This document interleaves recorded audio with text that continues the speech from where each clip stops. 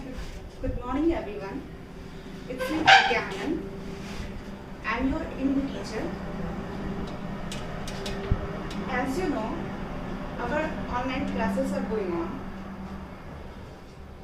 and now I'm going to teach Hindi grammar, and your first chapter is भाषा और व्याकरण. हमारा पहला चैप्टर है भाषा और व्याकरण. तो हम लोग स्टार्ट करते हैं. तो हमें भाषा और व्याकरण के बारे में पढ़ना, जैसे कि हम लोग पहले क्लासेस में भी पढ़ चुके हैं भाषा और व्याकरण के बारे में. तो इस क्लास में भी इसके बारे में, भाषा और व्याकरण के बारे में हम थोड़े विस्तार से बात करेंगे. तो जैसा कि हम जानते हैं कि हमें भाषा की जरूरत क्यों है और क्यों होती है, इसके बारे में हम लोग आज पढ़ेंगे. ठीक है. तो जैसा कि हम जान ही रहे हैं, सबसे पहले हम भाषा के बारे में बात करते हैं. तो फॉर एग्जाम्पल, अरुण और उसका मित्र या और उसका दोस्त आपस में एक दूसरे में संकेत के माध्यम से कुछ समझाना चाह रहे हैं, लेकिन अरुण वो जो उसका दोस्त समझाना चाह रहा है संकेतों के माध्यम से, वो आपस में समझ नहीं पा रहे हैं. तो उन्हें उनकी बात आपस में बातचीत को समझने के लिए वो परस्पर अगर बात करें तो उन्हें किसी भी तरह की कोई भी दिक्कत नहीं होगी. तो हमें अरुण और उनके दोस्त को बात करने के लिए भाषा की जरूरत होगी. ठीक है. या तो वो लिखित रूप में हो या तो वो मौखिक रूप में हो. तो हमने अभी समझा कि दोनों के बीच में बातचीत करने के लिए भाषा की जरूरत होती है. ठीक है. तो आइए हम सबसे पहले समझते हैं भाषा और उसकी परिभाषा को. तो भाषा की परिभाषा यहाँ हम देख रहे हैं. भाषा वह साधन है जिसके माध्यम से हम परस्पर बोलकर या लिखकर अपने विचारों एवं भावों को आदान प्रदान करते हैं. जैसा कि अभी अभी हम लोगों ने उदाहरण के लिए पहले मैंने आपको बताया था अरुण और उसके मित्र के जरिए कि भाषा वह साधन है जिसके माध्यम से हम अपने मन के भावों या विचारों को बोलकर या लिखकर प्रकट करते हैं और दूसरे के भी भावों और विचारों को समझते हैं. तो नेक्स्ट हमारा पॉइंट है भाषा के रूप. भाषा कितने प्रकार के होते हैं? तो पहला है मौखिक. मौखिक भाषा में सबसे पहले आता है, उसके अंतर्गत आता है बातचीत, वाद विवाद, कहानी सुनना या सुनाना. नेक्स्ट है लिखित. लिखित भाषा के रूप में क्या क्या चीजें आती हैं, उसके अंतर्गत क्या क्या चीजें आती हैं? पत्र, समाचार पत्र आदि. नेक्स्ट, जैसा कि हम जानते हैं कि विश्व में सैकड़ों भाषाएं बोली जाती हैं.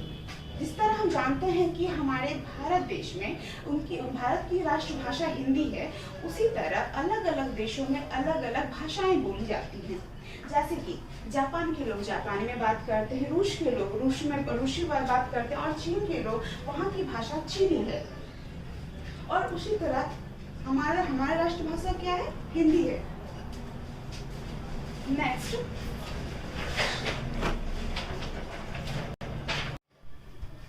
जैसा कि अभी भी हमने पढ़ा कि भारत की भाषा हिंदी है, मतलब हमारी राष्ट्रभाषा हिंदी है. उसी तरह अलग अलग देशों की अपनी अपनी भाषा है. तो भारत की हिंदी, जापान की जापानी, रूस की रूसी और चीन की चीनी. उसी तरह दूसरे और भी देशों में उस देश की भाषाएं बोली जाती हैं. अब हमारे भारत की ही बात करें तो भारत की राष्ट्रभाषा हिंदी तो है ही, लेकिन भारत के अलग अलग प्रांतों में अलग अलग भाषाएं बोली जाती हैं. जैसे कि हम देखेंगे यहाँ भारत के कुछ राज्य हैं और उसकी अलग अलग भाषाएं हैं. तो पहला है असम. असम की भाषा है असमिया. उड़ीसा की भाषा है उड़िया. आंध्र प्रदेश की भाषा है तेलुगु. केरला की भाषा है मलयालम आदि. और महाराष्ट्र की भाषा है मराठी आदि. भाषाएं अलग अलग प्रांतों में बोली जाती हैं. नेक्स्ट, अब हम ये समझेंगे कि जब हमने भाषा सीख ली है तो हमें भाषा की जरूरत कैसे और क्यों करनी चाहिए और किस तरह करनी चाहिए, ये हम जानेंगे. तो भाषा को सटीक रूप में सही सही बोलना और सही सही लिखना हमें व्याकरण सिखाता है. तो भाषा को सही रूप में बोलने के लिए हमें व्याकरण सीखने की जरूरत है. हमें व्याकरण सही रूप से जानने की जरूरत है. तो अब हम लोग व्याकरण के बारे में पढ़ेंगे. तो हमारा नेक्स्ट पॉइंट है व्याकरण.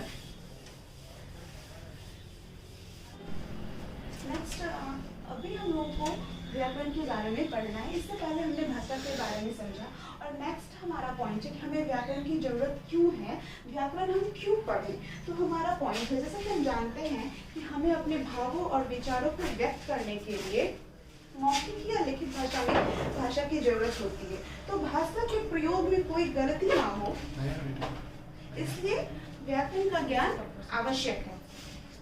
तो अब हम आते हैं कि व्याकरण क्या है, इसके बारे में हम लोग पढ़ेंगे। तो व्याकरण की परिभाषा हम लोग इस तरह देखते हैं, जिस हिंदी शास्त्र से हम हिंदी को शुद्ध बोलना, समझना, पढ़ना और लिखना सीखते हैं, हिंदी व्याकरण कहलाता है। मतलब भाषा को हमें शुद्ध लिखना, पढ़ना, बोलना और समझना जो शास्त्र में सिखाता है उसे हम लोग क्या कहते हैं, हिंदी व्याकरण कहते हैं। तो व्याकरण को 3 भागों में बांटा गया है, या व्याकरण के 3 विभाग होते हैं। तो पहला है वर्ण विचार, दूसरा है शब्द विचार और तीसरा है वाक्य विचार। तो व्याकरण के ये 3 भाग है और इसे याद रखने की हमें जरूरत होती है और इसके बारे में हम लोग नेक्स्ट चैप्टर में पढ़ेंगे। और चैप्टर 1 हमारा फिनिश हो चुका है, तो इसके एक्सरसाइज को हम लोगों को करना है। तो आज का होमवर्क है